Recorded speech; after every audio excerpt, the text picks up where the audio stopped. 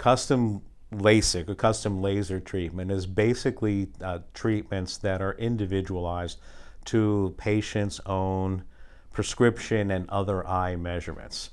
So actually the customization has evolved over the 20 years or so that we've been doing these procedures, whereas all patients, even in the beginning, would have the procedure based on their prescription.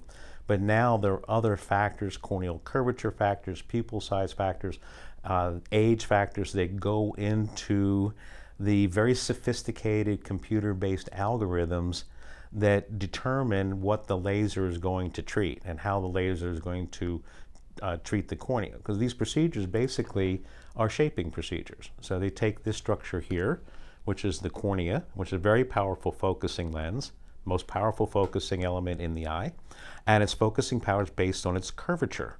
So all these procedures are doing is very precisely modifying, changing the curvature, either flattening it or steepening it or regularizing, if you will, like an astigmatism where the cornea is a little bit football shaped and making it more basketball or soccer ball shaped.